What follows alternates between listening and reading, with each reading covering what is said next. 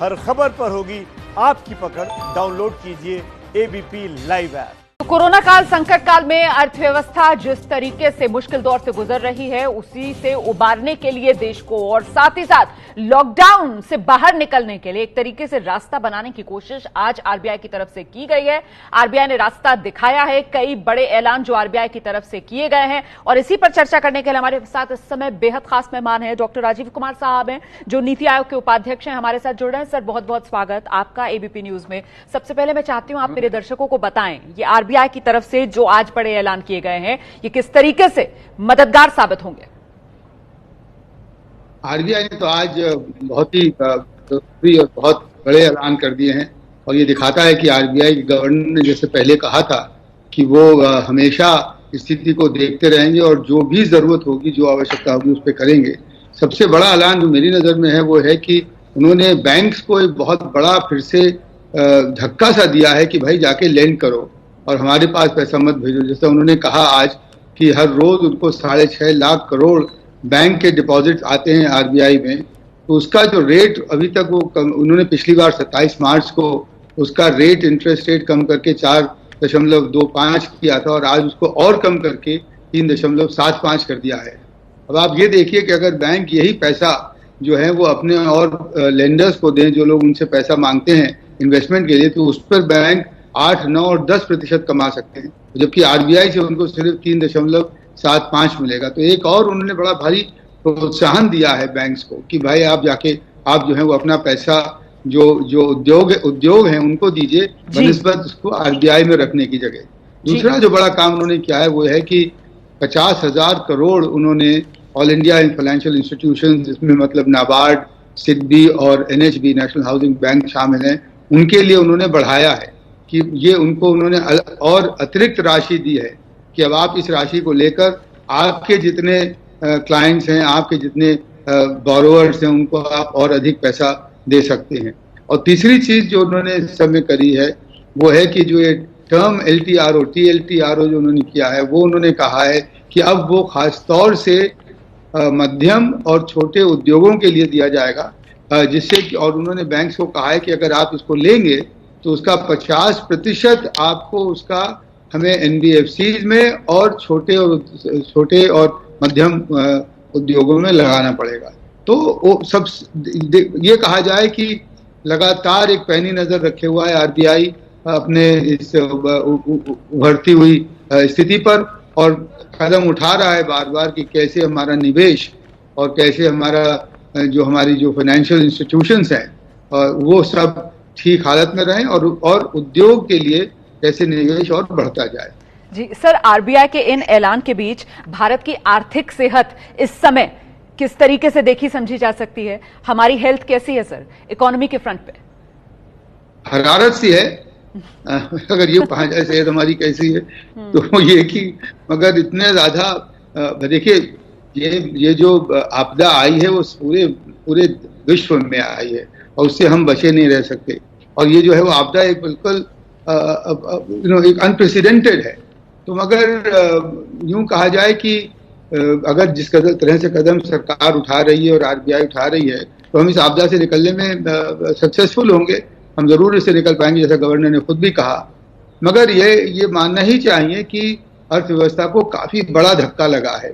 40 दिन का लॉकडाउन मतलब करीब सारी आपकी आर्थिक गतियां कृषि क्षेत्र को छोड़कर करीब समाप्त सी हो रही हैं। मगर इतना ज्यादा परेशान नहीं होना चाहिए कि पूरे साल में जो है वो पूरा आर्थिक गति रुकी जाएगी और जीडीपी सिर्फ 0% बढ़ेगा, क्योंकि कई सारे करीब सभी लोग, सारी एजेंसी, आईएमएफ वगैरह सब ये कह रही हैं कि अगर विश्व में 2 या 3 देश हैं जिनमें की पॉजिटिव जीडीपी ग्रोथ होगी तो उसमें से भारत का नाम आता है और भारत उनमें से एक होगा। एक बहुत बड़ी चीज है। हाँ, जरूर इसमें जो है वो हमको सतर्क रहना पड़ेगा, हमको हर समय जो कदम चाहिए वो उठाना पड़ेंगे। मगर जैसा कि आपने आज भी देखा, आरबीआई और सरकार दोनों ही कटिबद्ध हैं कि इस आपदा से जूझने के लिए और इससे ठीक से उबरने के लिए। अच्छा सर, अगर बिल्कुल आम भाषा में मैं बात करूं, क्योंकि मुझे लगता है दर्शक को समझना चाहिए, हम लोग जो बात कर रहे हैं आप बेहतर तरीके से सरल अंदाज में समझा पाएंगे कि भाई आम आदमी यही समझता है कि अर्थव्यवस्था का चक्का तभी घूमता है जब आम आदमी खर्च करता है। आम आदमी खर्च तब करता है जब उसकी जेब में पैसा होता है, उसकी जेब में पैसा तब होता है जब उसके पास रोजगार होता है, नौकरी होती है। तो ये जो आरबीआई की तरफ से कदम उठाए जा रहे हैं, इससे वो अर्थव्यवस्था का जो चक्का इस समय कुछ जाम सा है, वो कैसे घूमेगा सर? देखिए, आपने बिल्कुल सही कहा, रोजगार होता है तभी आमदनी होती है, आमदनी होता है तो खर्चा होता है। रोजगार कब होता है? रोजगार तब होता है जबकि आपका औद्योगिक जगत जो है उसमें निवेश कर रहा हो, एक नई कैपेसिटीज बना रहा हो, अपनी जो अभी जो अपनी उसकी क्षमताएं उनको बंद ना कर रहा हो। तो रोजगार बढ़ाने के लिए निवेश जो है वो सबसे आवश्यक एक बिल्कुल क्रिटिकल चीज है। इस निवेश को प्रोत्साहन देने के लिए आपको बैंकों से कर्ज लेना पड़ता है, क्रेडिट लेना पड़ता है, जो कि पिछले 6-7 साल से बहुत कम हो गया है। बैंकों से कर्जा नहीं मिल रहा है औद्योगिक जगत को। इसको प्रोत्साहन देने के लिए आज आरबीआई ने कई 2-3 कदम जो मैंने आपको पहले बताया वो उठाए हैं। तो जो चक्का जो जाम है उसको चलाने के लिए आरबीआई अपनी भरसक कोशिश कर रहा है कि वो निवेश को प्रोत्साहन करे, ब्याज के दर कम करे, कैपिटल की कॉस्ट कम करे, बैंक को, हमारे जो बैंक हैं, कमर्शियल बैंक हैं, उनको प्रोत्साहन दे कि वो जाके इस अपना जो है वो लोन बढ़ाएं बनिस्बत इसके कि वो पैसा सिर्फ आरबीआई में रखे रहें। तो ये वहां से शुरुआत है और यही आरबीआई के हाथ में भी है।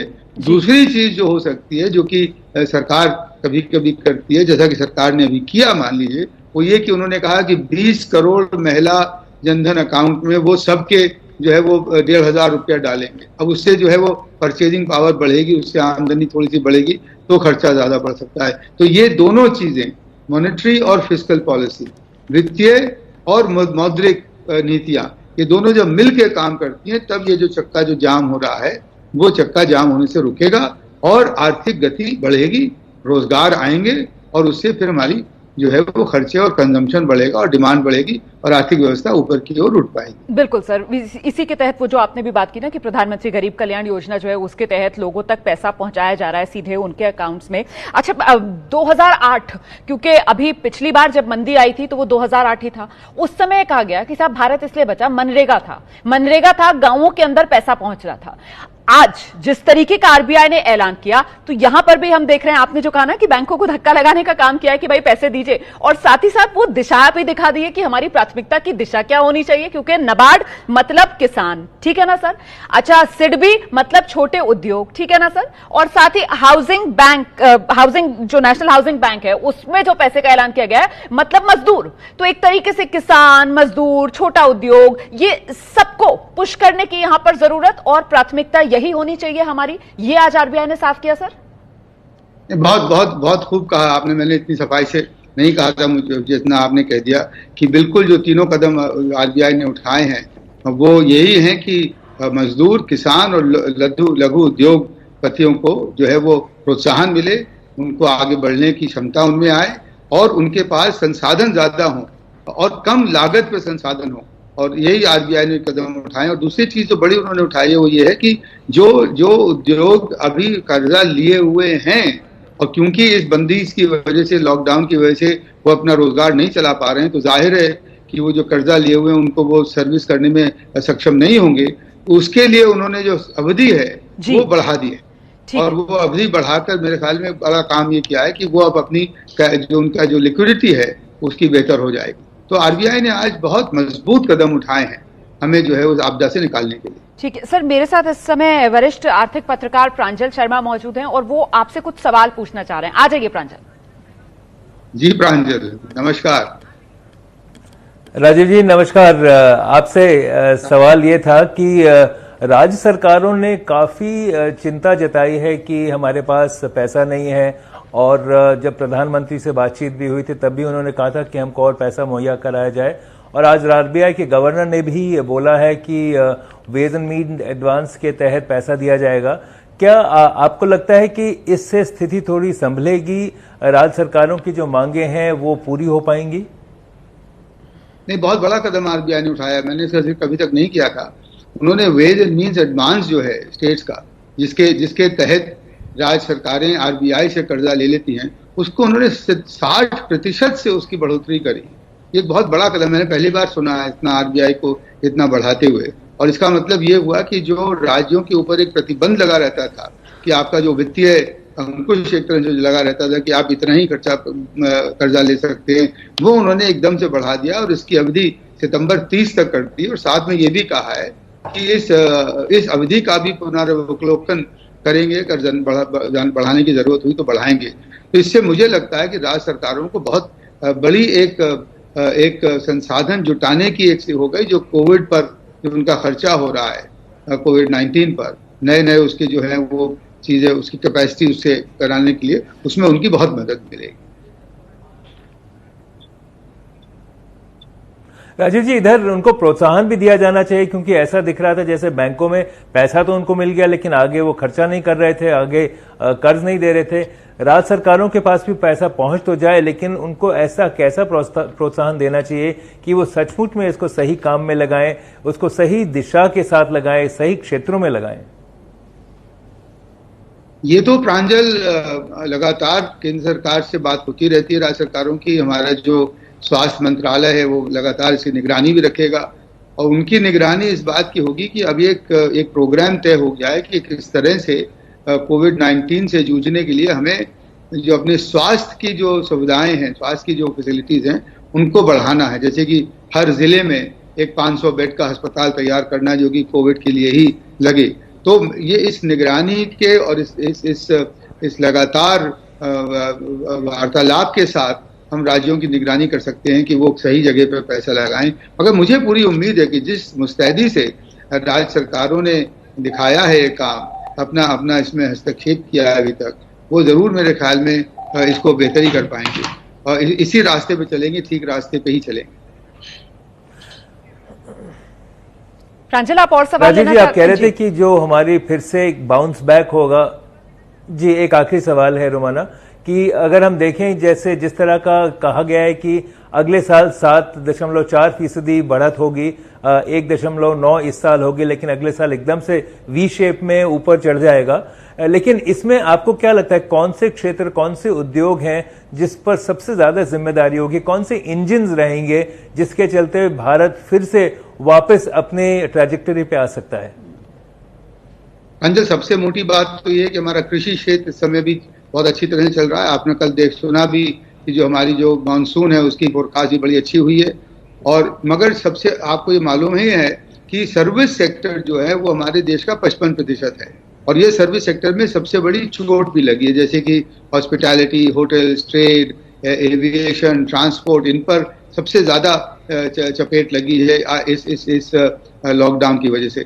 तो यही सेक्टर्स हैं जिनमें की बहुत तेज गति से जो है वो इसमें बढ़ोतरी भी होगी 2021-22 में, क्योंकि अभी ये बहुत नीचे चले गए हैं, इसलिए उसमें बहुत तेजी, उसमें मैं उम्मीद करता हूं कि बहुत तेजी आएगी। और 55% है वो आर्थिक व्यवस्था के, तो उसकी वजह से पूरी अर्थव्यवस्था उठ जाएगी। दूसरी चीज, जो हमारा पूरा रियल एस्टेट सेक्टर है और हमारा जो प्रोजेक्ट इंफ्रास्ट्रक्चर प्रोजेक्ट सेक्टर है, जिसमें भी काफी अभी कमजोरी आई है, उसमें भी बहुत तेजी से बढ़त होगी, क्योंकि सारा का सारा जो प्रोजेक्ट अभी रुक गए हैं वो आगे तेजी से बढ़ेंगे।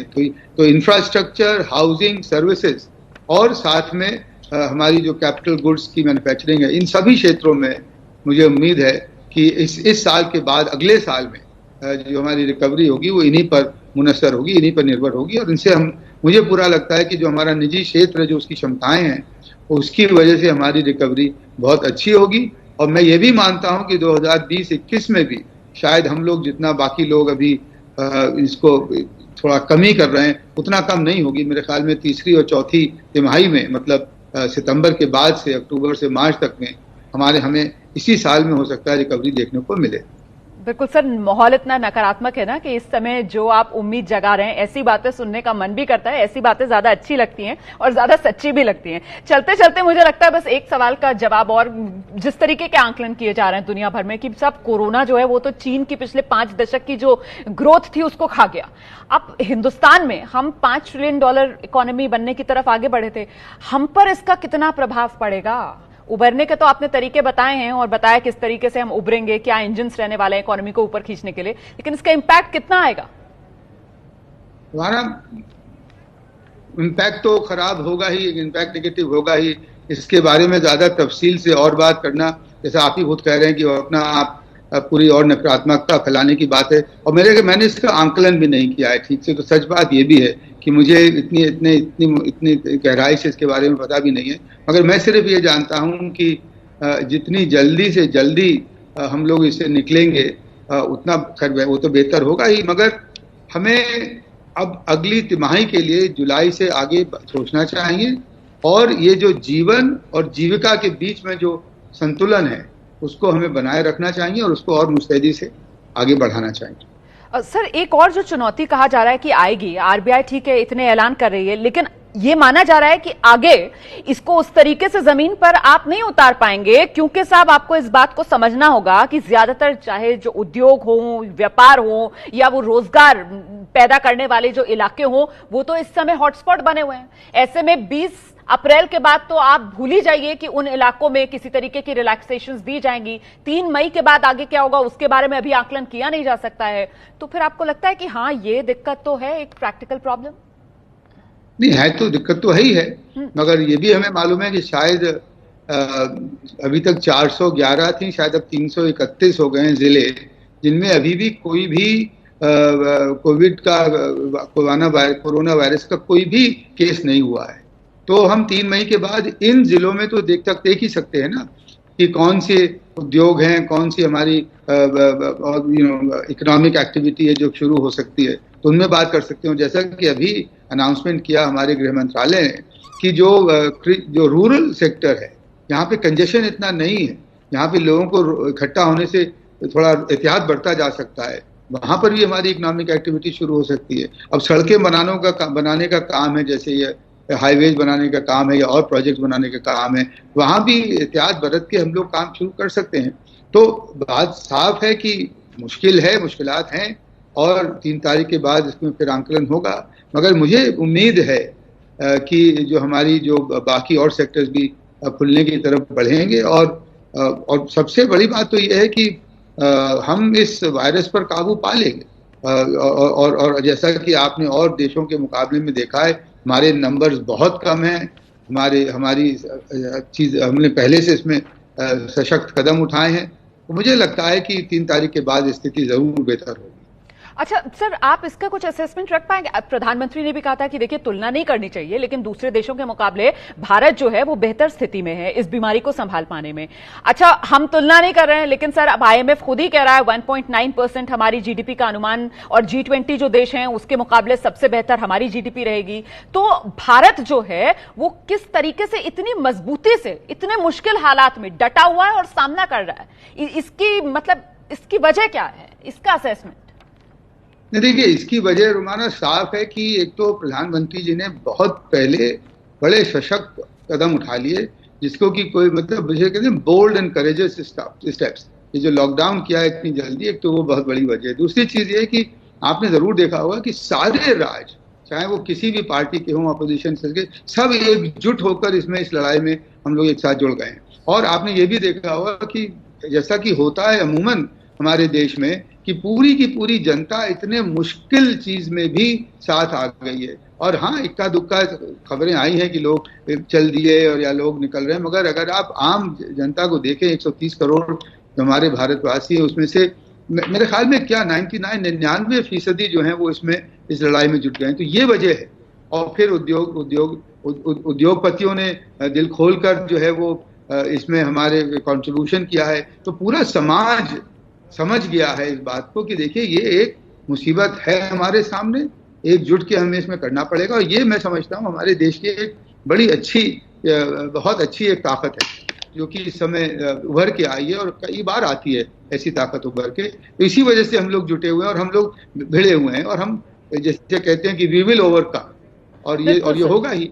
बिल्कुल सर, निर्णायक कठिन फैसले लेने की जरूरत थी, वो लेने में हिचके नहीं प्रधानमंत्री मोदी, उन्होंने वो लिए, और इसका ये असर जिसकी तारीफ कहीं ना कहीं पूरी दुनिया कर रही है। ऐसे में सवाल मेरा ये है सर कि एक सपना भी था जो प्रधानमंत्री लेकर चले थे, और वो था $5 ट्रिलियन इकोनॉमी 2024 तक।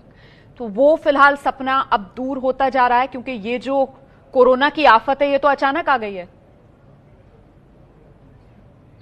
हर सपनों को जो वास्तविक सच्चाई है उससे मिलना ही पड़ता है। और मुझे आप जो कह रही हैं बात वो बिल्कुल ठीक है।